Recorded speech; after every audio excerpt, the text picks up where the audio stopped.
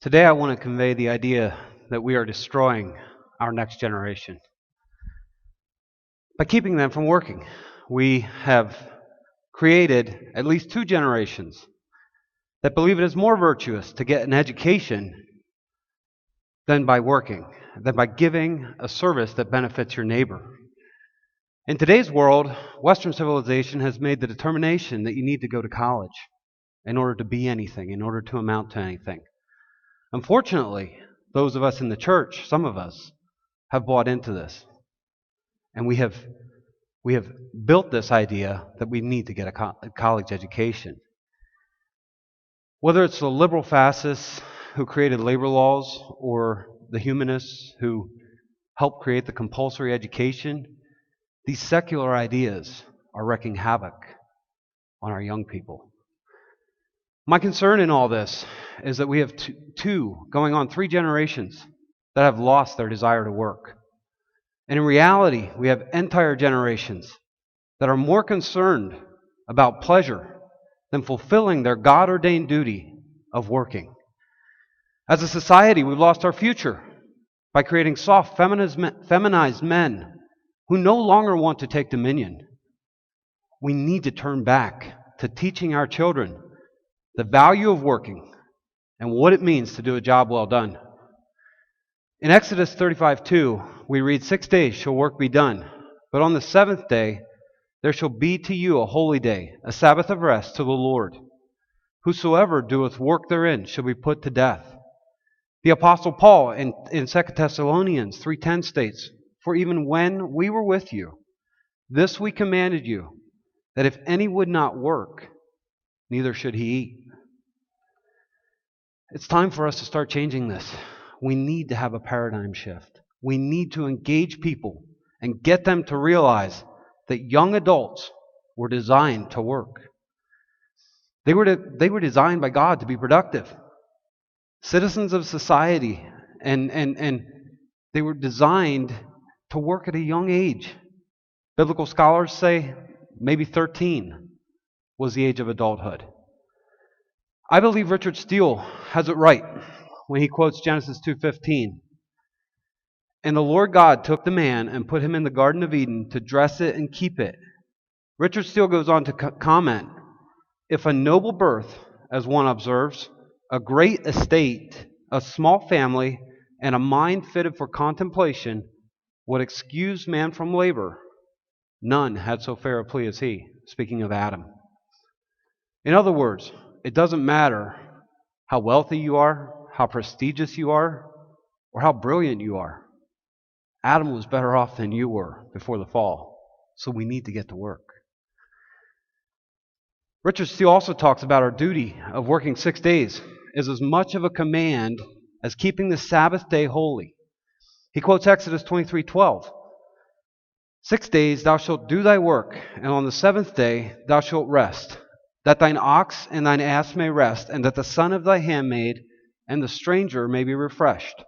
And goes on to say, in this it is plainly implied that all should fill their time with some proper employment, from one season of rest to another. For it is obvious to remark that the obligation to labor 6 days is expressed in as general terms and is bound upon us by the same authority as the religious observation of the seventh. If these observations are then correct and true, then a 13-year-old boy should technically be working and shouldn't be sitting in a classroom. This is a generalization. I understand that because I do believe that higher education is necessary for some things. Doctors, lawyers, maybe. However, young adults should be working and not sitting in a classroom, especially our young men. Young adults are especially prone to the vices of idleness. Not that we all aren't. Most of us are. As adults, some of us struggle with idleness. However, I believe those struggles are often a byproduct of our upbringing. Maybe being idle in school for too long or not having to work as young adults. Another quote by Richard Steele, he says it perfectly, I think. He said, 1,000 vices are produced by idleness. The human mind without exercise, like standing water, soon grows corrupt. And a life spent in cheerful service to God, and usefulness to mankind will doubtless yield a more pleasant reflection in the decline of years, or the prospect of death, than time trifled away in inactivity and doing nothing. While we may be reformed or have biblical theology, I believe pagan thought about work has crept into our churches, into our homes, into our own lifestyles. So why do we work? What is the chief end when we consider work? Is it to glorify God and serve our neighbor? Or is it to glorify me, myself, and I? From John Preston, we must labor not for our own good, but for the good of others. If this is the case, then our employment or businesses are a part of the Great Commission. In other words, our work or the things we do from Monday to Saturday are just as important as what we do on Sunday. Also, from another well-known reformer, Richard Baxter, he says, choose that employment or calling in which you may be most serviceable to God. Choose not that which you may be most rich or honorable in the world, but that in which you may do the most good. In choosing a trade or calling, the first consideration should be the service of God and the public good. And therefore, that calling that most conduces to the public good is to be preferred. Gustav Wingren, he writes in his book called Luther on Vocation, he's quoting Luther, and he says, God does not need our good works, but our neighbor does. So is this how we approach the daily grind? The things that we do in those hours we call work? If not, it begs the question, how will our children ever learn that work is a biblical mandate, that it is to honor God and serve our neighbor? If we look at these things as mundane or as undesirable or as below us, how are they going to figure it out? What are we going to do? What are we going to change? Deuteronomy 6:7 commands us, you shall teach them diligently to your children, and you shall talk of them when you sit in your house, when you walk by the way, when you lie down, and when you rise up. While this may be talking about God's commandments, His laws and statutes, I believe it incorporates work and our dominion mandate. What does that look like in today's world? Especially with compulsory education, labor laws, these tyrannical laws that keep us from fulfilling those biblical duties. In the Humanist magazine of 1983, John Dunphy revealed the agenda of the public education. Most of you are probably familiar with it. But he says, I am convinced that the battle for humankind's future must be waged and won in the public school classroom by teachers who correctly perceive their roles as the proselytizers of a new faith, a religion of humanity that recognizes and respects the spark of what theologians call divinity in every human being. End quote. So it begs the question, why would society create laws that prohibit someone from working and ban them from fulfilling their biblical duties? Why would they do that? While at the same time mandating that they sit in a classroom 180 days a year for 12 years of their life. And in reality, we got to realize it is the enemy attacking our most vulnerable battle lines, our next generation. And this attack is a direct attack on the dominion mandate. It reduces our authority. It gives the secular and the humanist state control. It's a state that wants full control. Control over our homes, our work, and our children. In an article for the Foundation for Economic Education, Carrie McDonald writes, compulsory schooling was meant to save children from the dangerous conditions of the factory, but these days traditional schooling is easily just as dangerous to children's well-being. She goes on to say, in the early 20th century, concern about children's welfare in oppressive factories was a primary catalyst for enacting child labor laws and simultaneously tightening compulsory schooling laws. She goes on to say, yet for many of today's children, the time they spend in forced schooling environments is both cruel and hazardous to their health. Gone are the oppressive factories, but in their place are oppressive schools. Where's our outrage? A century ago, we invented a system that imagined children as civic soldiers. Kids bolted to chairs with absolutely no skin in the game. They have abstract information pounded into their heads by tax-paid instructors who teach them from state-approved books. We push these kids through a system and deny them any chance to realize their human value in gainful employment in a community of productivity and learning. And then we tell them to scrape together 100,000 for yet another degree that will somehow gain them entry into the workforce. And then we, as great citizens of the state, we look at newspaper pictures from 1905, and we look at these boys who are shining shoes, and we say, how sad that these kids had to work. We're so much more humane right now, aren't we? It's time we stop congratulating ourselves.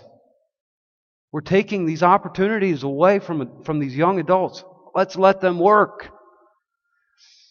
So you ask, what can we do? How do we instill a work ethic into the next generation? God has called us to work. He has called us to cultivate His creation. We are to do that in many different ways. Some of us as laborers, some as theologians, some intellectuals. We could go on and on. However, the mandate is there. In Genesis 1:26, and God said, let us make man in our image, after our likeness, and let them have dominion over the fish of the sea, and over the fowl of the air, over the cattle, and over all the earth, and over the creeping thing that creepeth upon the earth. Most everyone here is familiar with that. I don't think I need to explain it. But that mandate, in tandem with Deuteronomy 6:7,